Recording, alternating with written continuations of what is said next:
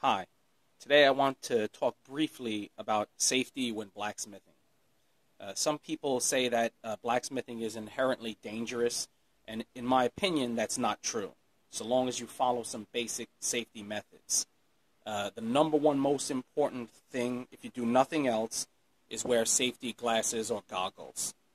Myself, I just wear very simple, clear plastic goggles that wrap around fairly well. If you do nothing else, you must wear safety glasses. If you have one accident and it's something involving your eyes and metals at the temperature that we blacksmith at, well, you might become blind. So, of course, everyone has a right to do what they want, but if someone was wanting to learn with me, if they were not willing to wear safety glasses, I wouldn't teach them. Another thing is if you want, like I said, I wear clear goggles, but I've seen people use glasses called didymium, I think it's didymium lens glasses, and they're basically tinted and have some kind of a material in them that allows you to protect your eye from ultraviolet or maybe infrared radiation that comes out of your forge, much like you would protect your eyes with maybe sunglasses from sunlight. So I've actually used those once, but the problem is I find it hard to use tinted glasses.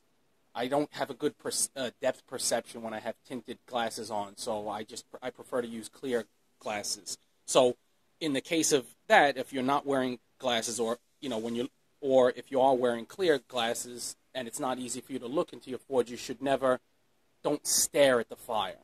Don't stare into your forge, be it a gas forge or a coal forge, because of the ultraviolet or infrared radiation that's given off.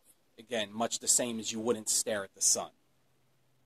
Also, I probably should wear long pants, but I'm here in Taiwan and it's very hot, and so I wear shorts, and as I've said before, I sit down when I'm hammering, so that is dangerous, but it's not like with your eyes where it could be something that you have one accident and you're done.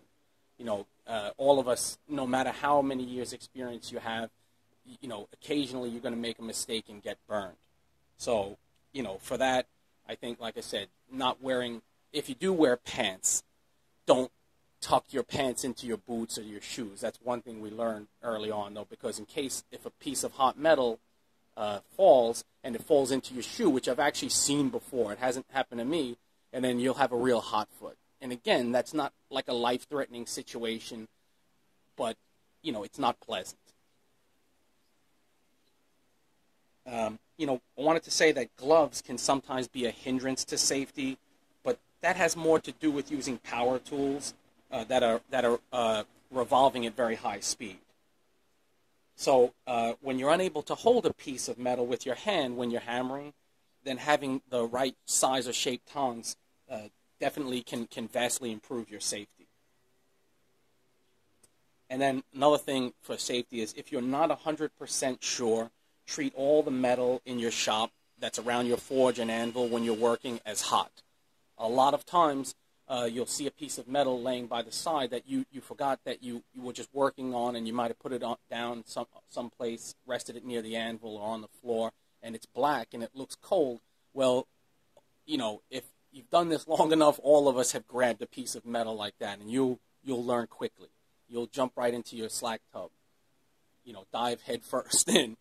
So, so don't treat all metal as hot. If someone comes to visit your smithy, make sure they're aware of that as well. Don't just grab a piece of metal, assume it's hot, and then you can't go wrong in that direction. And then you'll see, like, another thing, the last point that I'd like to make is, if you're tired and you cannot focus, then wait until you have some energy back, or you'll make a stupid mistake. And, case in point is right here. So you'll see, I just was getting a little bit tired and sloppy, and a piece of metal that I was working on jumped out of my hand and landed on my leg. And honestly, it touched my leg for a half of a second and left these marks. And it's superficial. It doesn't even hurt, to be honest. It looks worse than it is, and this is already a few days old.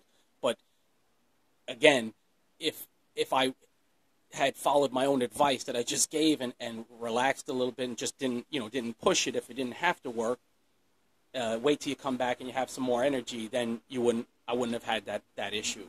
And again, here's another injury, a recent one that's not related to my leg, but similar. I've just been very tired of late and just making stupid mistakes. So, but again, being burned, your hands will get burned, and you might get a hot foot or you might get a hot leg when blacksmithing. That's par for the course. But it doesn't have to be dangerous. And if you don't wear safety glasses, in my opinion, it is dangerous. So I would strongly advise anyone who's starting out or anyone who has experience even to definitely wear safety glasses.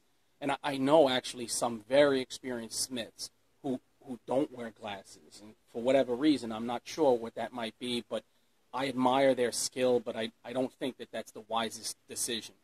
Like I said, maybe the chance of scale or of a piece of metal flying back up towards your face is very small, but it still could happen. And I've seen pieces go whizzing over my head. So, again, just take precaution, and blacksmithing should be a fun thing to do and relatively safe thing to do. Okay, that's all for now. Thanks.